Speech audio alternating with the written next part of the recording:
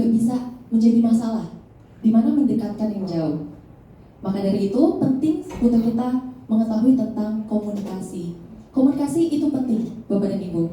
Jadi kalau misalnya kita ingin menjadi seorang public speaker yang hebat, kita juga penting juga punya satu utusan ataupun satu tips yang perlu kita lakukan juga, yaitu adalah dengan menjadi pendengar yang baik. Jadi sebelum kita menjadi seorang public speaker yang baik, kita juga harus menjadi seorang pendengar yang baik. Dan komunikasi itu penting karena komunikasi itu adalah salah satu jalan yang bisa kita gunakan untuk memecahkan suatu masalah. Namun, komunikasi yang salah itu bisa menjadi sumber masalah itu sendiri. Setuju, Bapak dan Ibu? Setuju ya? Dan hari ini kita akan bersama-sama untuk mengetahui bagaimana sih teknik-teknik komunikasi yang tepat supaya kita bisa menjadi seorang public speaker yang keren dan hebat. Boleh next? Seperti yang tadi saya bilang, good komunikator adalah good listener. Jadi selain kita belajar untuk mengungkapkan apa isi gagasan kita juga perlu untuk memiliki skill untuk mendengarkan. Seperti itu. Oke, boleh next lagi? Ada yang tahu tokoh yang satu ini? Namanya siapa? Betul, tepat sekali. Mary Riana. Jadi Mary Riana ini adalah salah satu tokoh public speaker yang hebat juga ya Bapak dan Ibu ya. Motivator, perempuan yang cerdas. Kemudian Mary Riana ini juga punya ciri khas, di mana dia punya skill untuk merangkai kata-kata yang berima. Jadi kalau misalnya Bapak dan Ibu aktif di sosial media, khususnya Instagram, beliau sering juga untuk share tentang nilai-nilai kehidupan. Dan kata-katanya juga kuat banget karena dia mampu untuk merangkai kata-kata berima. Contohnya satu kata atau kalimat dari Mary Riana yang saya suka. Hidup itu selalu ada dua sisi. Ada hitam, ada putih, ada pagi, ada malam. Bagaimana kita tahu rasanya duka kalau kita tidak pernah merasakan suka? Bagaimana kita tahu rasanya menang kalau kita tidak pernah berjuang? Boleh tepuk tangan dong untuk kita semua. Jadi itu adalah kekuatan, the power of kata-kata, the power of word gitu ya. Oke, next. Tokoh kedua, ada yang kenal beliau ini siapa? Betul, Tantowi Yahya. Jadi ini legend banget ya. Apalagi salah satu quiz atau acaranya yang terkenal, ada yang tahu? Yes, Who Want to Be a Millionaire. Jadi itu benar-benar booming banget pada masanya. Dan beliau ini menggambarkan sosok public speaker yang punya karisma yang kuat dan punya persona yang kuat juga. Nanti kita akan bahas lagi. Next. Dan sekarang kita akan ada 3 menu untuk sore menjelang malam hari ini, Bapak dan Ibu. Jadi untuk yang pertama kita akan bahas tentang teknik komunikasi yang baik. Seperti apa sih teknik komunikasi yang baik? Next, kita juga akan belajar tips and trick public speaking. Dan yang terakhir, terkait dengan personal branding. Gimana skill public speaking itu bisa menunjang personal branding kita. Kita mulai dari teknik komunikasi terlebih dahulu. Jadi kalau kita ngomongin komunikasi, sebenarnya banyak banget jenisnya. Dan yang paling dasar, kita mengenal yang namanya komunikasi verbal dan non-verbal. Nanti kita akan bahas lebih detail lagi terkait dengan hal itu. Dan kalau misalnya kita ngomongin tentang public speaking, Bapak dan Ibu, semuanya berawal dari pikiran. Kita sepakat ya, semua berawal dari pikiran. Jadi sebelum kita terjun, belajar suatu hal, atau bisa ahli dalam suatu bidang, kita harus punya mindset yang benar terlebih dahulu. Dan ini beberapa mindset yang perlu kita tanamkan sebelum kita bisa untuk menjadi seorang public speaker yang hebat. Mindset pertama, public speaking itu bisa dipelajari. Siapapun bisa menjadi public speaker yang hebat.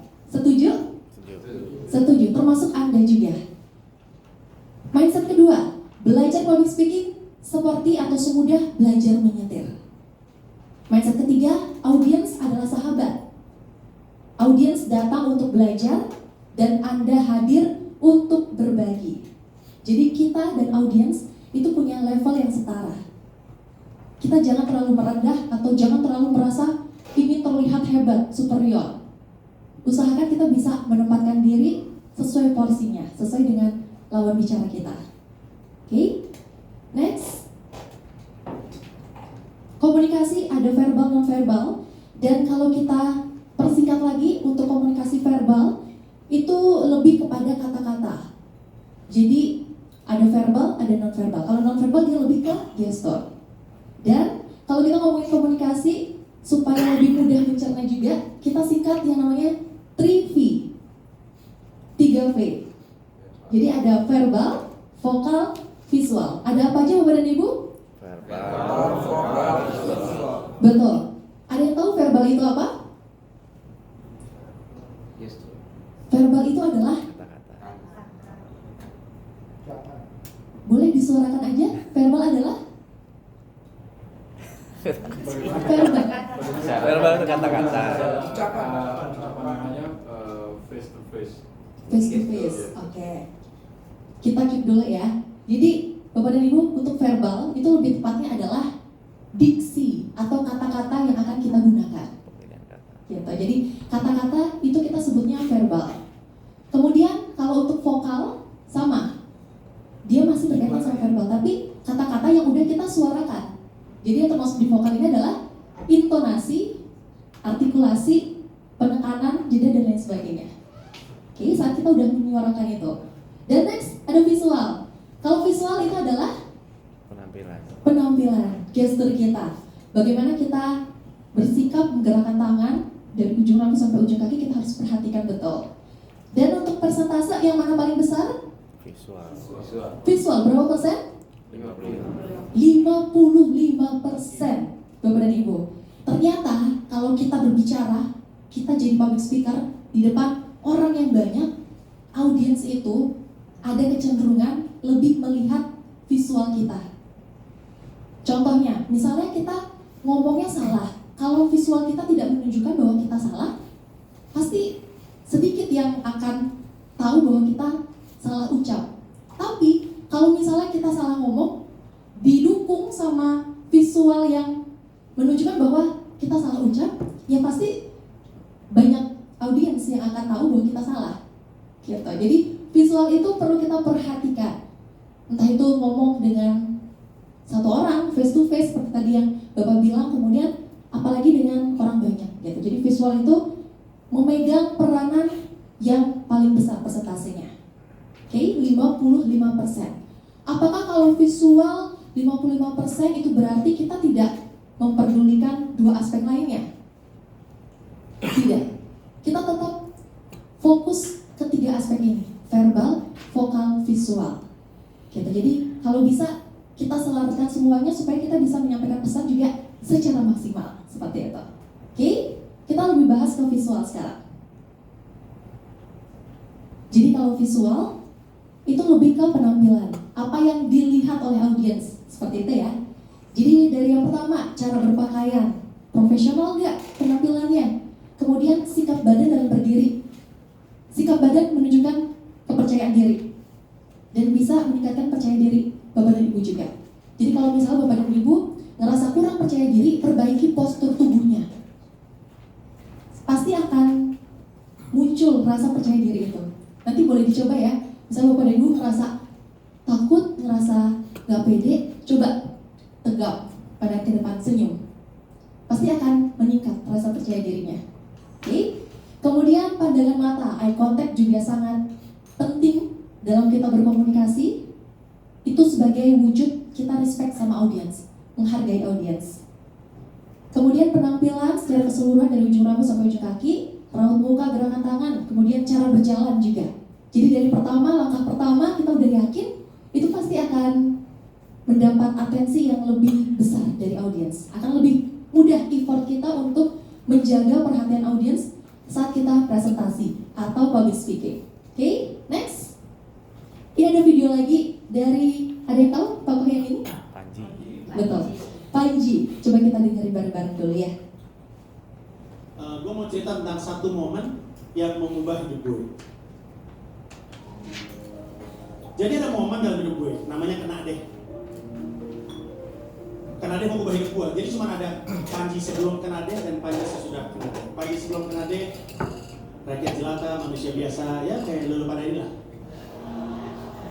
Setelah Kanade, gue jadi seorang entertainer. Terbuka peluangnya untuk banyak hal, termasuk sampai bisa stand up seperti ini. Nah, cerita ini adalah tentang kenapa gue bisa dapat pekerjaan itu. Kanade adalah sebuah acara dari Kanada, judulnya Oblivious. Haknya dibeli sama sebuah PH di Indonesia, di Jakarta. Mereka mau bikin, mereka nyari presenternya. Syaratnya 3. Pintar ngomong, pintar improvisasi, dan tidak terkenal. Karena kan harus nyaman jadi berbagai macam pekerjaan. Castinglah penyiar-penyiar radio di Jakarta, Bandung, dan sekitarnya juga. Saat itu gue siaran di lantai 8 saya Tamrin. Satu lantai 8 ikutan casting, pada tahu tuh. Gue nggak tahu karena gue baru datang dari Bandung, masih ngambil job MC yang menurut hard rock nggak hard rock banget. Gue bilang sama teman gue anak hard rock, ngapain sih ngambil job itu malah mulai dia itu nggak hard rock banget. Gue bilang habis job yang hard rock banget, naik ke gue jadi gue terpaksa ngambil kayak gini-gini. Ya jadi semuanya mereka casting, gue nggak. Setelah berapa minggu, talent coordinator namanya Tasya ditanya sama bosnya, bos PH-nya, gimana? Udah casting? Udah. Dapat belum? Gue udah sampai penyiarnya lagi gue cari tapi belum dapat. Kasih gue 1 minggu, gue mau cari dia. Oke, kata bosnya. Seminggu dia casting, penyiar-penyiar pada di casting. Seminggu kemudian bosnya nanya, gimana? Udah dapat belum? Belum, gue masih butuh 1 orang lagi. Bosnya nanya, siapa sih ini 1 orang yang mau cari-cari? Ada namanya Panji Pragiwaksono, dia pas banget untuk acara ini. Kasih gue 1 hari. Bosnya bilang, lu punya 1 hari. Kalau 1 hari nggak nemu, kita akan jalan dengan kita dulu. Dalam 1 hari, Tasya dapat nomor gue di casting, gue diterima, gue bawa ke Kanade, hidup gue berubah. Nah, gue tahu cerita ini ketika setahun selesai syuting Kanade. Jadi Kanade cuma setahun dari berpanjang sama TV-nya.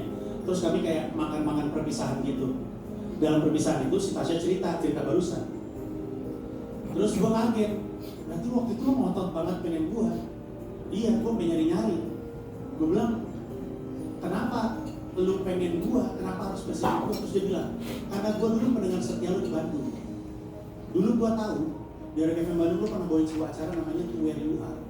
Mirip banget kayak Kanade, makanya gue tahu lu bisa. To Where You Are itu tuh gue belum tahu, kayak program semi reality show di mana gue turun ke jalan, handphone gue nyambung ke handsfree-nya nyambung ke ruang siaran. Terus gue kadang-kadang jadi sosok jadi orang buta, kadang-kadang sosok jadi orang bule Singapura, semi reality show. Jadi aja ngomong nggak tahu kalau jadi gimana. Nah, kita stop dulu kita sampai situ. Tasya bilang dia sangat setia gue, makanya dia tahu gue pernah bawain acara itu. Berarti ada satu momen di mana dia nggak sengaja dengerin gue untuk pertama kali. Dia lagi ganti-ganti frekuensi, ketemu siaran gue. Kebetulan siaran gue bagus. Terus dia putuskan, gue dengerin deh setelah lagu masih bagus. Sudah gue dengerin deh sampai dia selesai siaran masih bagus. Besok dia dengerin lagi masih bagus. Terus dia bilang gue dengerin seminggu. Seminggu dengerin gue siaran, dia masih suka. Sudah gue jadi pendengarnya Panji dan jadi pendengar setia. Tapi bayangin, gimana kalau waktu dia lagi mutar-atik frekuensi, ketemu gue siaran pertama kali, dan saat itu gue siarannya jelek karena gue males-malesan, karena gue gak disiplin, karena gue mut-mutan. Siaran gue jelek dan mungkin gak dia akan dengerin gue lagi setelah lagu. Mungkin gak dia dengerin sampai akhir siaran. Mungkin gak dia dengerin selama seminggu.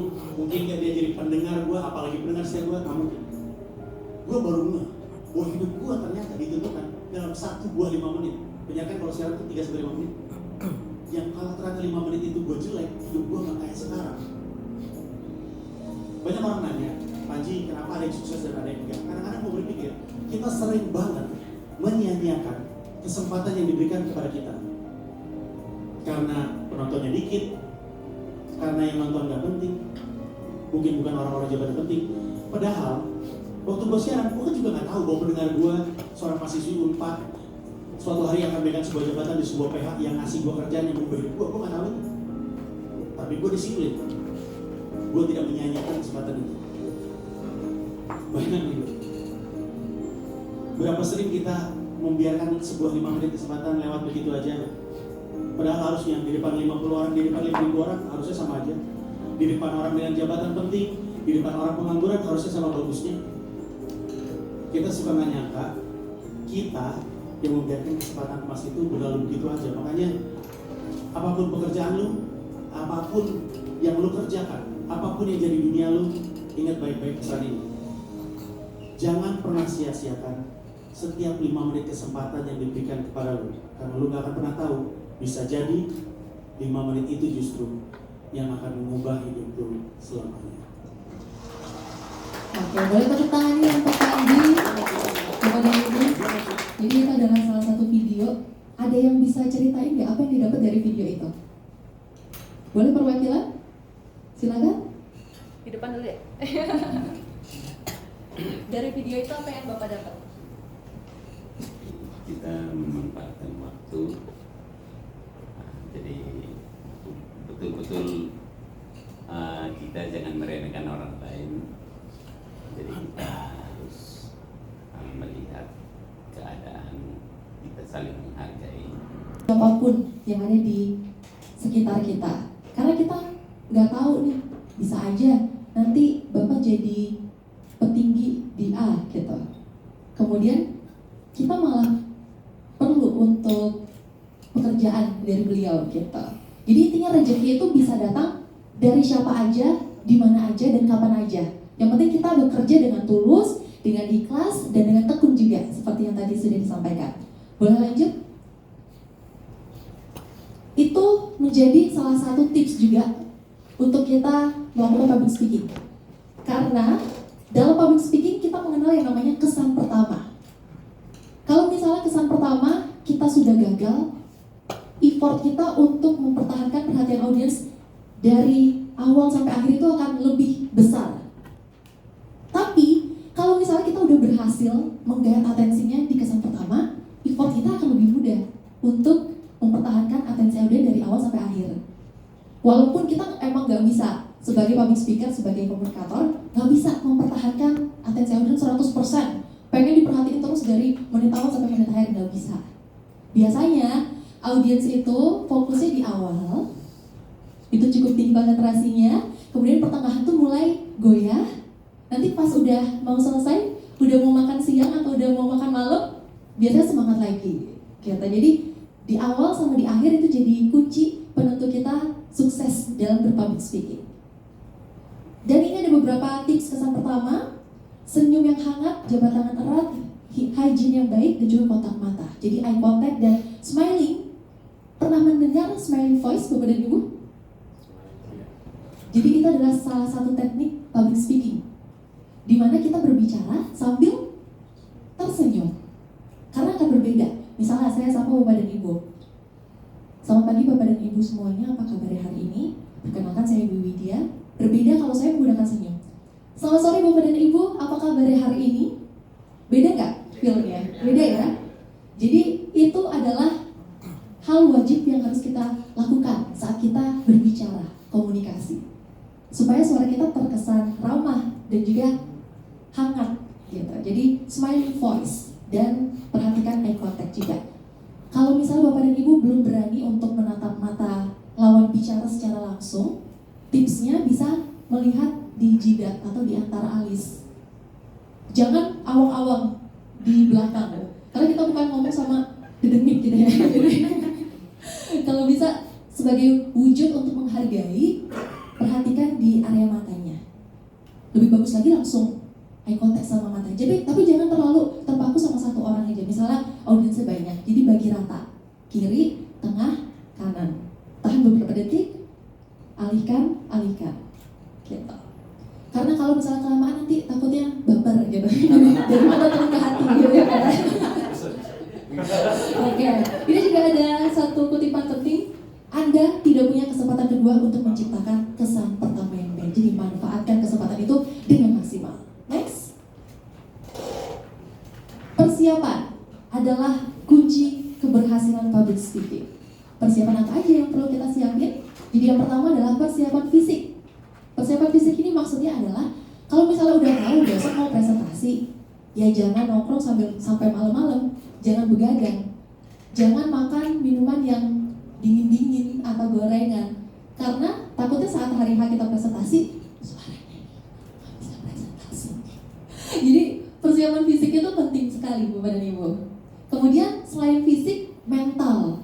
Persiapan mental itu juga menjadi kunci keberhasilan kita public speaking.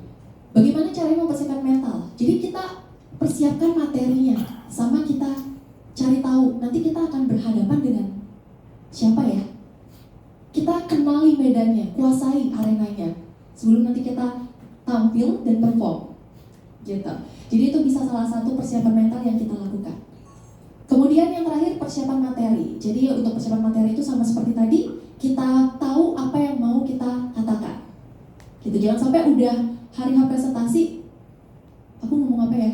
Gitu. Jadi no clue. Kalau bisa sudah yakin, sudah tahu apa yang mau dibicarakan. Itu persiapan-persiapannya. Lanjut. Ini ada beberapa prinsip komunikasi juga yang perlu kita ketahui bersama. Jadi yang pertama, kita harus bisa menunjukkan respect terhadap audiens kita. Kita hargai mereka, ucapkan terima kasih karena sudah hadir. Kemudian kita sapa, berikan senyuman hangat. Empati, menempatkan diri pada situasi atau kondisi orang lain. Kemudian komunikasi supaya lancar harus audible. Jadi vokal kita jelas, gitu. Jadi dapat didengarkan juga, dimengerti dengan baik. Kemudian clarity ini adalah kejelasan. Kalau misalnya mau ngomong A, ya nggak usah muter dulu dari B sampai Z baru ke A. Gitu. Jadi langsung jelas maunya apa sih, langsung kasih tahu aja. Gitu. Dan yang terakhir adalah humble, sikap rendah hati. Dan biasanya orang-orang sering miskomunikasi karena tidak melakukan komunikasi yang jelas, terutama yang jelas ya. Biasanya orang-orang itu pakai kode-kode. Jadi itu kalau bisa dihindari. Kalau mau apa, nggak usah pakai kode-kode, langsung aja bilang mau apa. Supaya clear juga komunikasi antar rekan kerja atau antar atasan dan lain sebagainya. Langsung kasih tahu. Jangan saling menyalahkan satu sama lain juga. Kurangi berasumsi. Gitu. Jadi itu adalah salah satu masalah yang kerap sekali muncul dalam kita komunikasi ya. Kita punya asumsi sendiri, padahal bukan itu maksudnya dia. Gitu. Jadi lebih baik kita perbanyak untuk mendengarkan, komunikasi dan diskusi. Oke, next. Itu sedikit tentang komunikasi dan public speaking. Sekarang kita mau beralih dulu ke personal branding. Dan nanti kita akan coba kaitkan apa sih hubungannya kaitan public speaking sama personal branding. Kalau personal branding, jadi berdasarkan Jeff Bezos ini bilang, branding is what people say about you when you are not in the room. Artinya apa, Pak? Jadi terutama untuk pribadi kita ya, mereka sudah kenal kita. Walaupun kalau kita ada di room, tapi kesan kita yang menempel pada pikiran kita itu selalu ada. Siap, terima kasih. Jadi betul ya, branding itu adalah apa sih yang orang-orang atau rekan-rekan kita katakan tentang kita.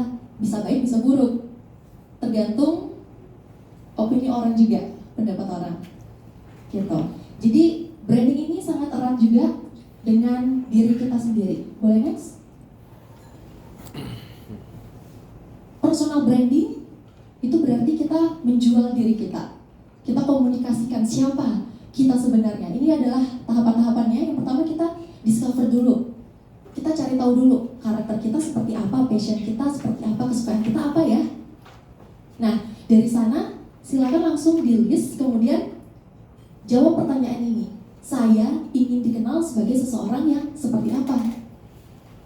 Nah, setelah udah punya list tersebut, Bapak dan Ibu, langkah berikutnya adalah create and communicate. Jadi ciptakan personal brandingmu, komunikasikan kepada orang sekitarmu. Caranya gimana? Misalnya, pengen dikenal sebagai orang yang helpful atau suka menolong.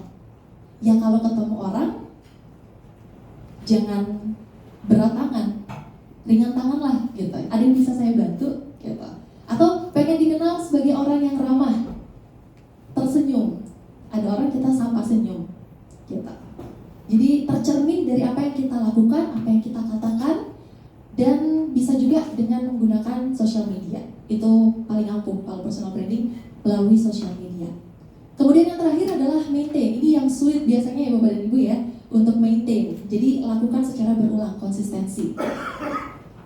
Kalau misalnya Bapak dan Ibu menang catur 1 kali, apakah Bapak dan Ibu bisa disebut jago main catur?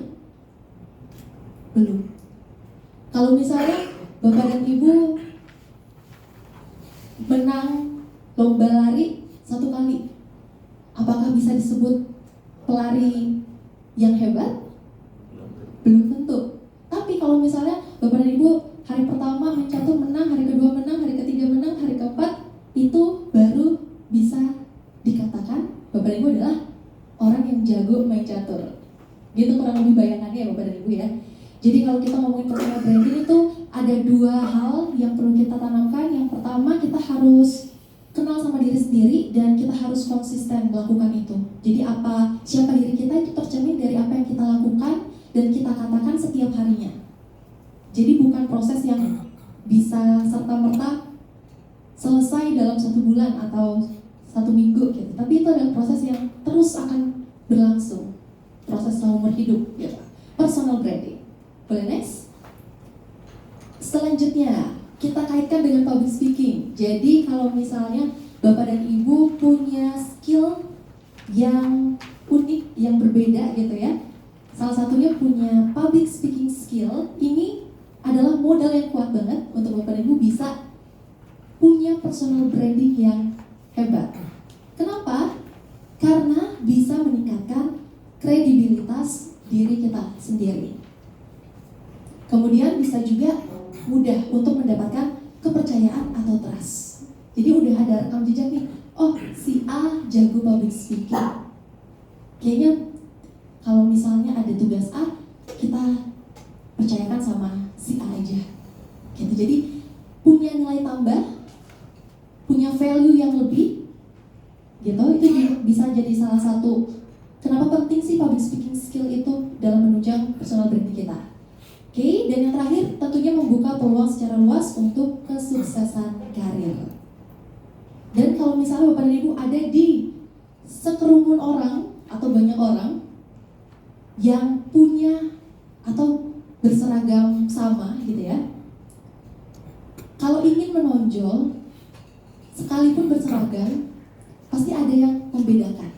Entah itu pakai kacamata, lebih tinggi, lebih langsing, gitu. Jadi itu adalah menjadi nilai tambah Bapak dan Ibu. Jadi semua orang punya keunikannya masing-masing, semua orang punya daya tariknya masing-masing juga.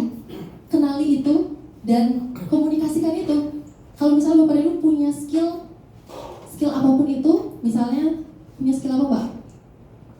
Misalnya punya skill public speaking lah, public speaking kita pakai yang gampang ya, public speaking. Kalau misalnya Bapak dan Ibu nggak show, nggak komunikasikan, mana ada orang yang tahu kalau Bapak dan Ibu punya skill tersebut.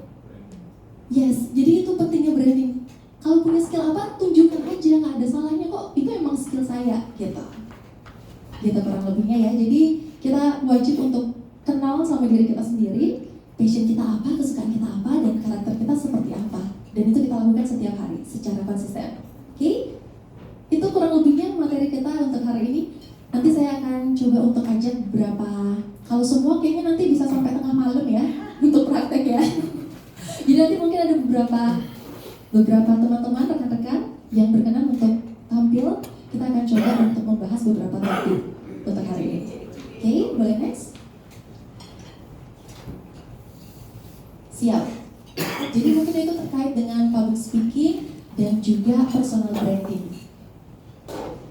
Nanti untuk praktek kita ada 4 topik public speaking Bali. Beberapa siswa atau beberapa murid di public speaking Bali itu kendala utamanya adalah pikiran. Jadi kebanyakan orang itu takut, nggak mau nyoba maju karena pikirannya sendiri yang menghantui. Jadi overthinking. Kak, saya nggak berani maju, nanti saya salah ngomong. Kak, saya nggak berani maju, nanti saya diketawain. Jadi pikirannya sendiri yang menghantui, sehingga dia nggak punya keberanian untuk tampil. Dan kalau misal Bapak dan Ibu coba untuk keluar dari zona nyaman, akhirnya kita tekanin sama murid tersebut, coba aja tampil sekali, nggak apa-apa. Setelah dia tampil, tebak apa yang terjadi? Dia jadi ketagihan terus ngomong. Karena udah dapet kesenangan, udah tahu gimana cara ngatasinnya. Gitu. Jadi sebenarnya kuncinya adalah mulai, coba. Pikiran itu emang jadi musuh terbesar diri kita sendiri. Coba lawan. Jangan malah dari pikiran-pikiran tersebut. Berani untuk tampil, kemudian setelah tampil, coba deh rasain. Sebenarnya yang ada di pikiran itu gak tentu terjadi. Tapi kalau misalnya udah tampil, yang kita rasakan itu tidak seburuk apa yang kita pikirkan awal. Gitu. Jadi walaupun udah mikir, aduh nanti aku salah gini setelah tampil, udah biasa aja, nggak apa-apa, nggak ada yang ngetawain, udah bawa happy aja. Gitu. Jadi belajar untuk enjoy, belajar untuk berani mencoba. Gitu. Dan satu hal tentang overthinking juga, yaitu kalau misalnya kita udah punya pikiran yang buruk di awal, alihkan. Misalnya grogi, masih ada grogi. Saya juga masih grogi. Grogi itu nggak bisa kita hilangkan, tapi bisa kita kendalikan. Caranya gimana? Cuma kita aja yang tahu. Gitu. Jadi diri masing-masing punya caranya tersendiri untuk mengendalikan grogi tersebut. Ada yang minum air dulu, ada yang ke toilet dulu, atau ada yang sambil selfie dulu, dengerin lagu dulu, makan coklat dulu. Banyak cara yang bisa kita lakukan untuk mengatasi grogi tersebut. Intinya, kalau misalnya merasa grogi, pikiran-pikiran yang jahat menyerang, kita alihkan aja fokusnya. Jangan fokus ke aku grogi, tapi alihkan ke aku sangat antusias. Energi itu kita alihkan ke hal yang positif. Gitu. Jadi itu bisa jadi salah satu cara juga supaya kita bisa punya mindset yang baik sebelum kita melakukan public speaking. Dan kalau misalnya sudah melakukan kesalahan, sudah public speaking terus banyak melakukan kesalahan, ya apa-apa. Balik lagi ke diri kita sendiri, mau stuck di situ aja atau mau terus berproses. Pilihannya itu ada di kita. Kalau mau stuck di situ aja ya kamu bakal jadi orang kayak gitu aja, nggak bakal berkembang. Tapi kalau misalnya kamu punya mindset untuk growth, bertumbuh, udah, nggak apa-apa. Jangan disesali yang udah terjadi. Kita nggak bisa melakukan apa-apa untuk hal yang sudah terjadi. Yang bisa kita lakukan adalah, misalnya ada kesempatan lagi, kita ambil kesempatan itu, kemudian kita cari tahu apa yang bisa kita perbaiki dari kesalahan-kesalahan sebelumnya. Tidak mengulangi kesalahan yang sama. Gitu. Dan jangan juga terlalu mengkhawatirkan masa depan. Kita nggak tahu nih, 5 menit ke depan akan terjadi apa, nggak tahu. Gitu. Jadi intinya lakukan yang terbaik hari ini. Apa yang bisa Anda lakukan yang terbaik dengan tulus, dengan ikhlas, dengan tekun juga. Dan ini ada satu video terakhir sebelum kita praktek. Lakukan hari ini dan berbuat baiklah dengan semua orang. Karena kalau misalnya kita berbuat baik, kita akan didekatkan sama orang-orang baik. Setuju nggak, Bapak dan Ibu? Pasti ya. Kalau kita berbuat baik, pasti kita akan menarik energi positif juga. Pasti akan didekatkan dengan orang-orang baik, akan banyak juga hal-hal baik yang datang kepada kita. Oke, sebelum praktek, kita mau saksikan video berikut ini.